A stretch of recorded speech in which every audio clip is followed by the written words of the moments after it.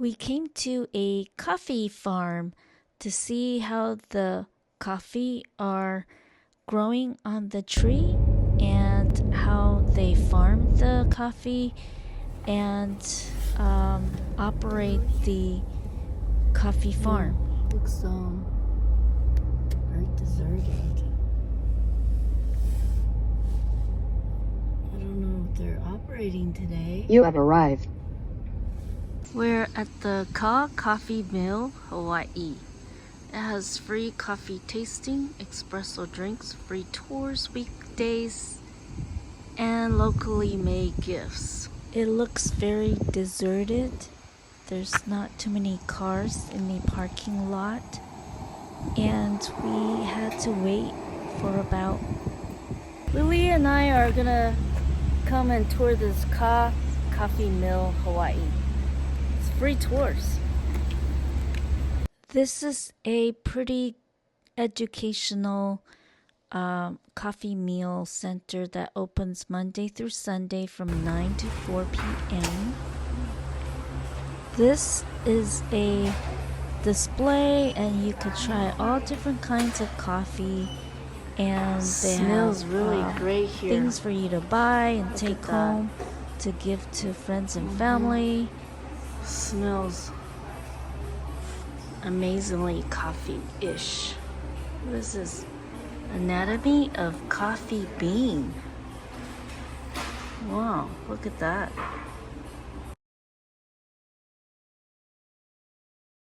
We could sample all the different roasted coffee, kopi, black honey, and whiskey roast on the right hand side. There's so many coffees to choose from. Here's some coffee.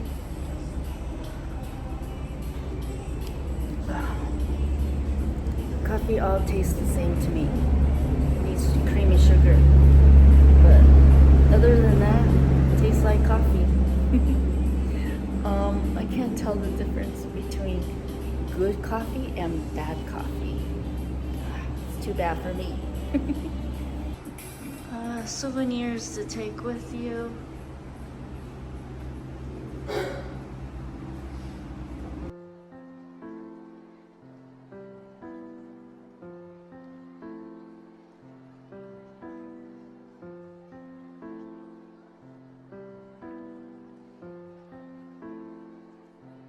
Apple bananas, $5 per bundle.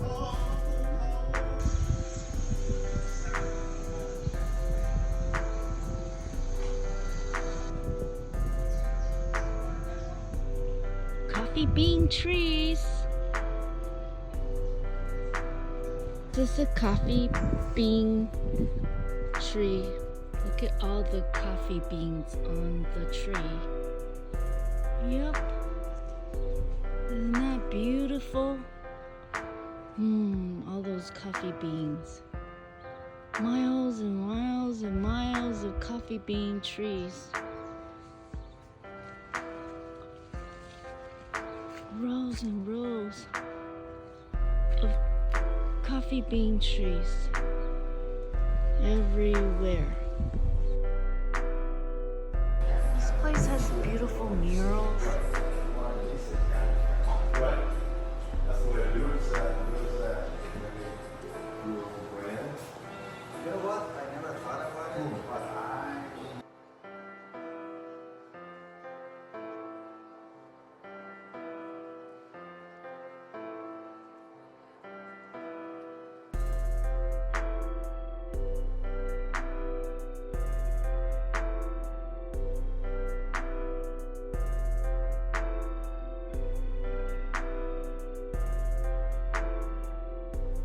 It's right here, surrounding the coffee.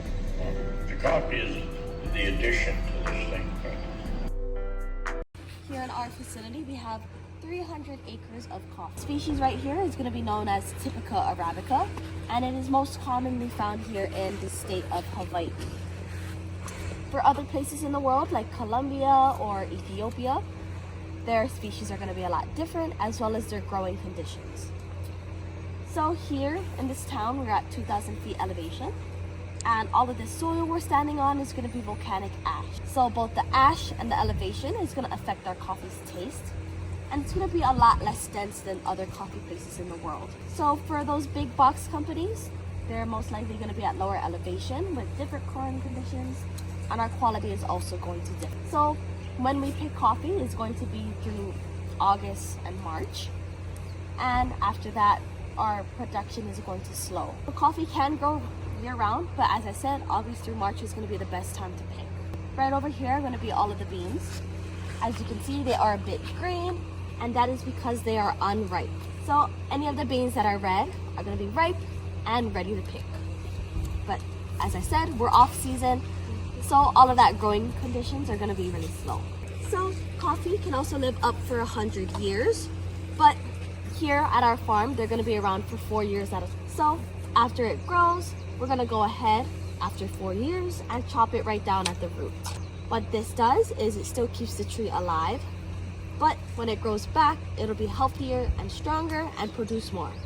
So just looking at this tree right here, I can safely say that it's going to be about 20 years old. But during this process, we lose about 2% of the trees. So when that happens, we're just going to grow a new tree in its place. As you can see over there in that orchard, all of those trees are cut down, but they're pretty large, such as those trees back there. But since we handpick everything here in our facility, we try to keep them down to this size.